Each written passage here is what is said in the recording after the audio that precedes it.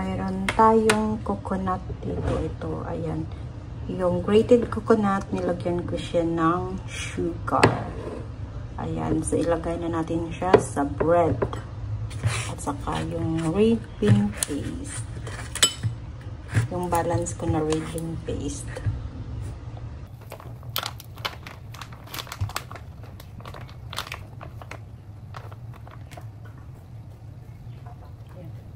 Ito yung ating red bean paste. Ito yung ating coconut. Ayan, so ito yung ating mga ingredients. Yung coconut. Ayan, yung coconut filling natin. Yan yung ating red bean paste. Okay, bread flour. Butter. Need natin yung yogurt. Ayan, sugar, cake flour. At of course, hindi talaga mawala yung ating instant yeast. Same lang palagi yung ating ingredients ng bread, pero iniiba-iba lang natin yung kanyang filling. Means yung kanyang filling sa loob. So, minsan, sausage, minsan char siu, minsan Japanese. So ngayon, mayroon tayong coconut filling. Ayan, kasi may sobra akong niyog. Ayan, grated na niyog, kinayod na niyog na nabili ko. So niluto ko na lang siya, tapos ilalagay sa loob ng ating tinapay. Same procedure din yung ating gagamitin, Thermomix, para madali. Ayan.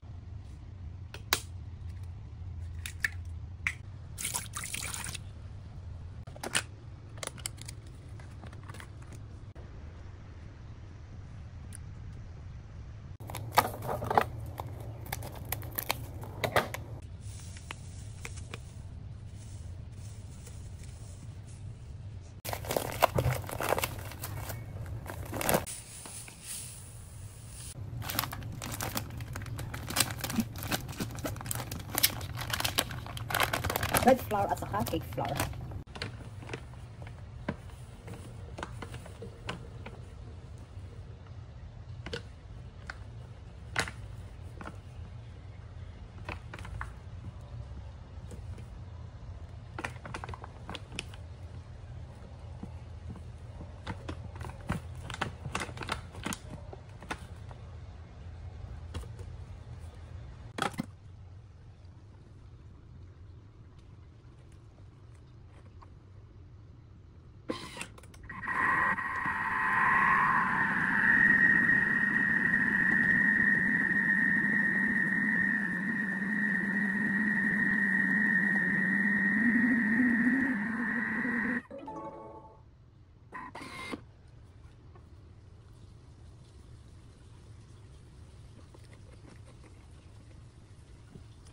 Gusto niya siya. Hindi na natin kailangan init siya lang mag-init sa atin.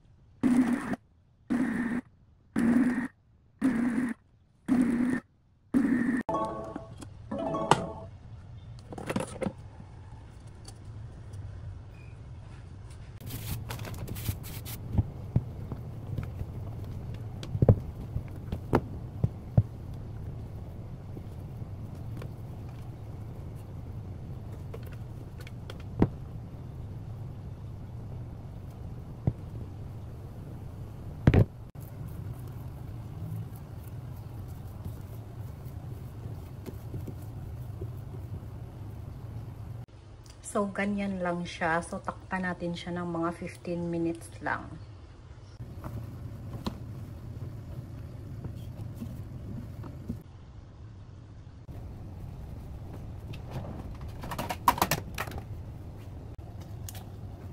I like to use butter para sa aking kamay, para hindi gumit. Hindi ako gumagamit ng flour kasi yung flour nakaka-dry ng ating bread. Yan. Kaya, butter yung ginagamit ko sa aking kamay.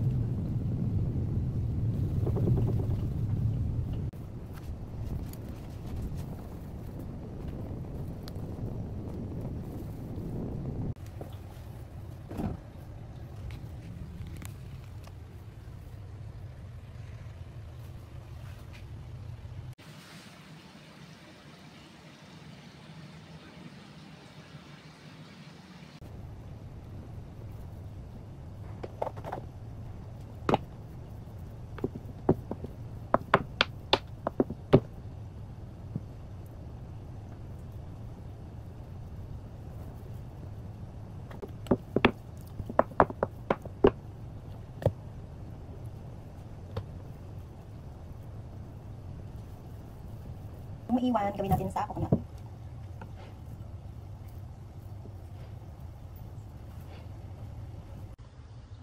Yan yung ating red bean paste na bun. So, gagawin na natin yung coconut. Ayan.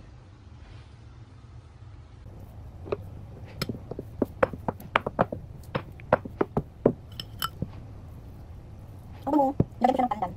So, pandan. Sarap mong payo. Lagyan natin ang ano para malaman kung saan yung coconut at saan yung lagyan ko may ilang coconut flakes sa taas. Para ma-identify natin kung saan yung red bean at saka kung saan yung coconut. Kunti lang yung lagyan natin kasi baka makulang.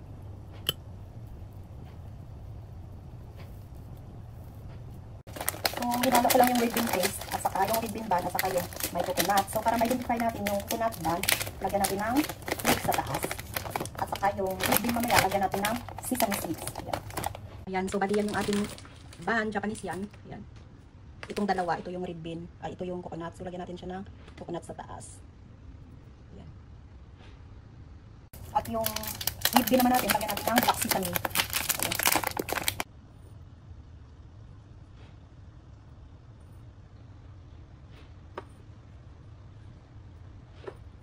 Mamaya spray natin ng water para dumikit yung sesame niya.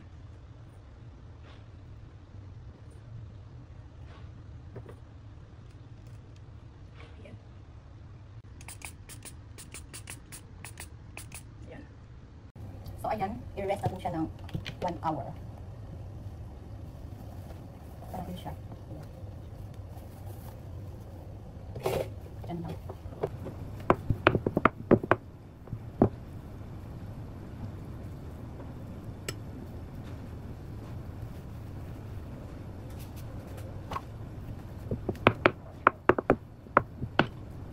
Sarap po kayo.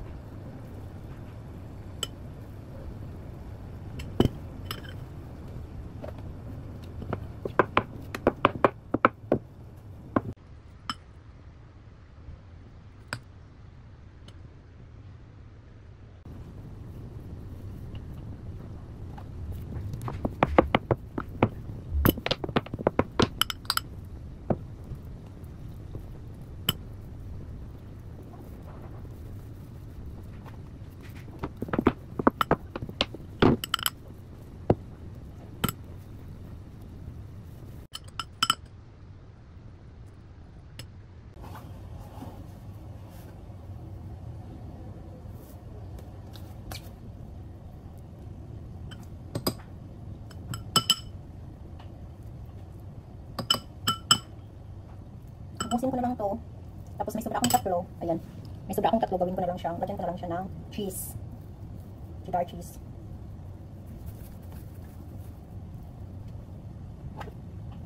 Ayan. Kung kunti, kainin natin. Ang sarap. Hindi na ko siya sa isang binakal. Kaya kainin na lang ni Slow. Tapos, ito naman yung lagyan natin, yung cheese.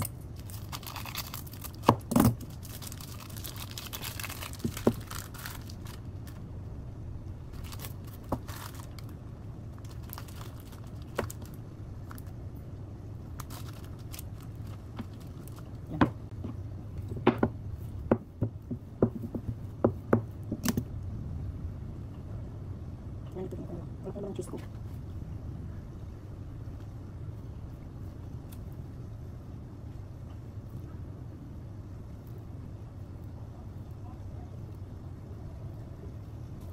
Tara, namaki ng cheese. Okay lang yan.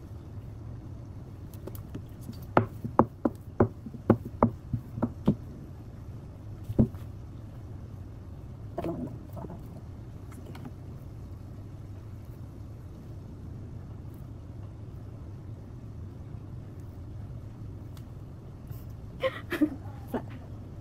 Ayan yung ating coconut bun at saka cheese. Ayan, kulang kasi yung ating coconut filling. So,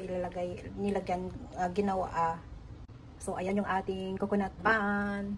Kulang yung ating coconut filling. So, cheese na lang yung nilagay ko. Lagyan natin siya ng coconut flakes sa taas. Desiccated coconut na lang nilagay ko.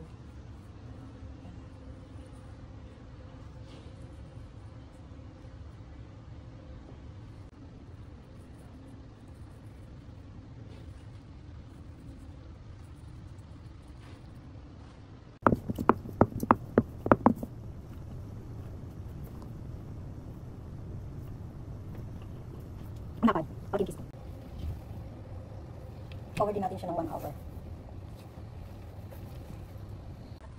Ayan. So, ibibake na natin siya, guys. Ayan. Ayan, oops. Ayan ang ating bread.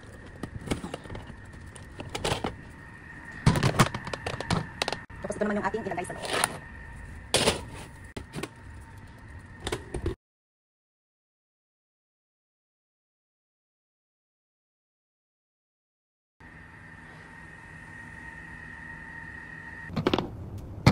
Ito yung ating coconut.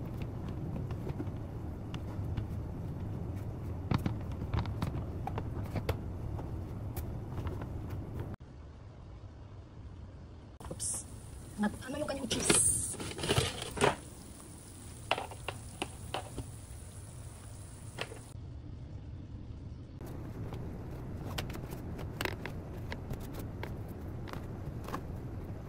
Cheese. Marami kita mawas.